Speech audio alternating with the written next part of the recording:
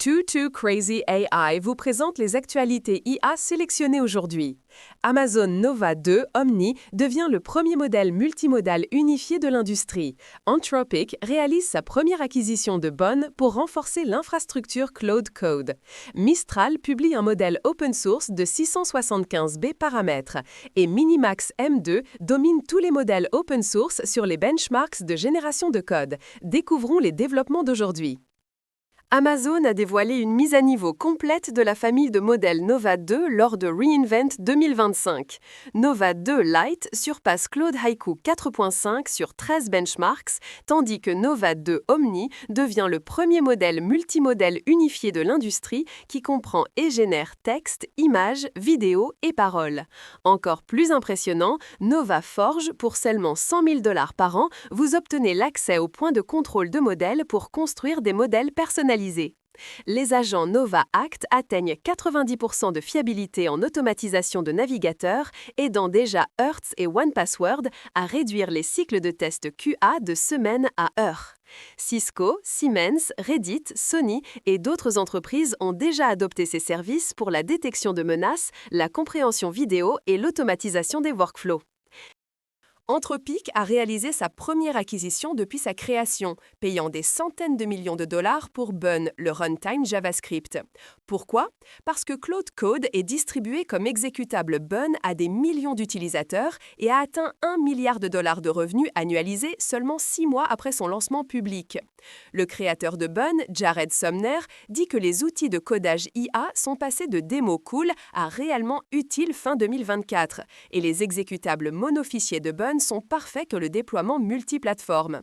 Le meilleur, Bonn conserve sa licence MIT Open Source, l'équipe originale continue le développement public, mais maintenant soutenue par les ressources d'Anthropic pour se concentrer sur la construction des meilleurs outils JavaScript sans se soucier de la monétisation. Mistral vient de publier sa version la plus ambitieuse, entièrement sous licence open source Apache 2.0. Mistral Large 3 se classe numéro 2 sur le classement LMA Remap Open Source en utilisant une architecture Mixture of Experts sparse avec 675 milliards de paramètres totaux entraînés de 0 sur 3000 GPU H200. Ce qui est vraiment intéressant, c'est la série Ministral à 3B, 8B et 14B paramètres. Le modèle de raisonnement 14B atteint 85% sur la compétition mathématique AIM 2025. C'est énorme pour un modèle de taille moyenne.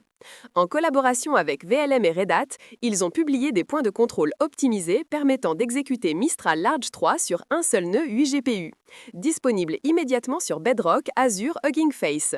Mistral positionne ceci comme usage commercial sans restriction pour démocratiser l'IA de pointe, défiant directement les concurrents à source fermée. La course à la génération de code open source devient sérieuse. Minimax M2 domine le classement officiel SWE Bench à 69,4% avec DeepSeek V3.2 juste derrière à 67,8% et GLM 4.6 montrant de fortes performances. Ce qui est fascinant, c'est comment ils y parviennent. Minimax résout des problèmes nécessitant plus de 200 étapes, démontrant un véritable raisonnement à long terme. DeepSeek plafonne autour de 100 étapes, mais ne coûte que $15 pour l'évaluation complète SWE Bench. C'est incroyablement rentable. Comparez cela aux modèles propriétaires comme Gemini 3 Pro et Claude 4.5 Opus, tournant autour de 74%, et vous voyez l'écart se réduire rapidement. Le Mini Suite Agent est open source, reproductible en 2 commandes. Cela démocratise la génération de code de pointe.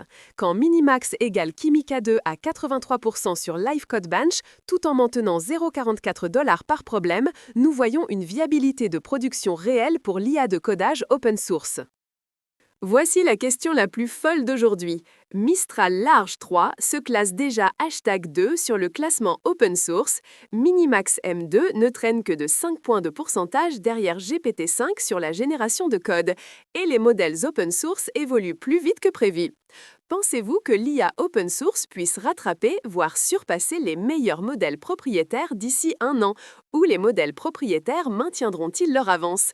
Quel est votre avis? Commentez ci-dessous. Too Crazy AI, encore plus de folie demain.